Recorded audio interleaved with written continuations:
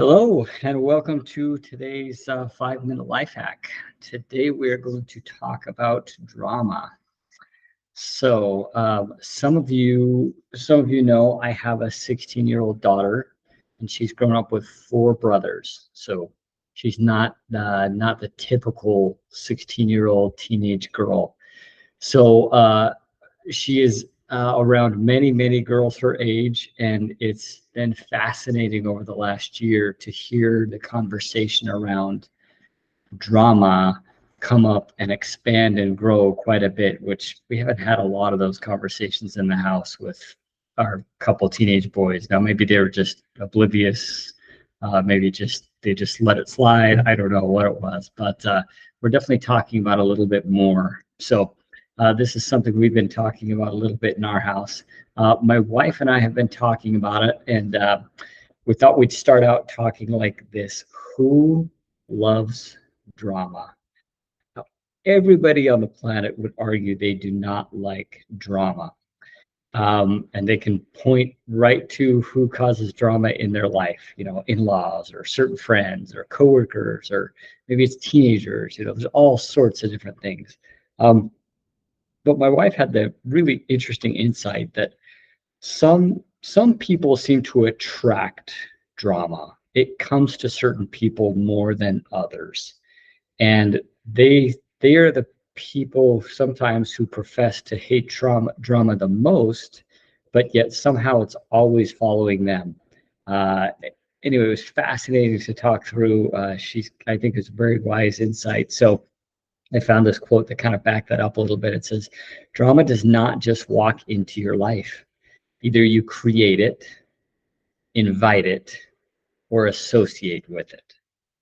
I thought that was interesting to consider. If there's lots of drama swirling around your life, are you doing one of those 3 things to create it, invite it, or associating with it?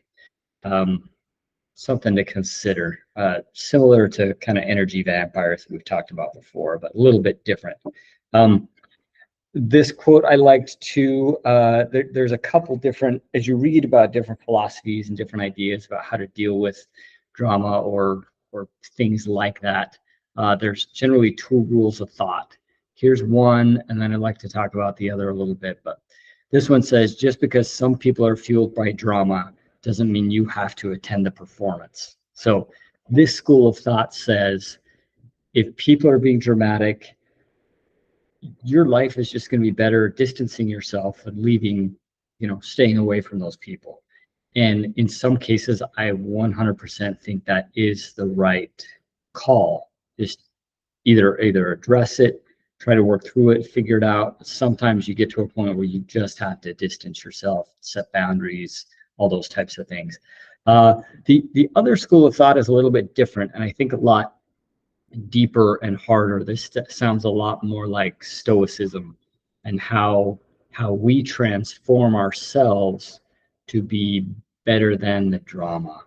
And there's 2 quotes here. I'll read the white one first. It says, practice the pause. And this is by a woman named Lori. I'm not going to say her name right, Duchesne. Practice the pause. Pause before judging. Pause before assuming. Pause before accusing. Pause whenever you're about to react harshly, and you'll avoid doing and saying things you'll later regret. And so I like this because it turns the drama internal, and it forces you to grow and to become a better person, a more peaceful person, a more positive energy type person, a more Christ-like person, right? I love this part of it because this takes a lot more internal work to become who hopefully we want to become. The other quote on the right there says, our days are happier when we give people a bit of our heart rather than a piece of our mind. I think this is probably pretty important as we start ramping up into election season. I won't talk politics here, but I find it fascinating that people we can have great conversations with and really respect and love in so many ways when it comes to something like politics. It just blows things out of the water, and we're unable to have a reasonable conversation with those types of people. And I think that's something we can all probably work on. We don't have to agree, or we can disagree without being disagreeable.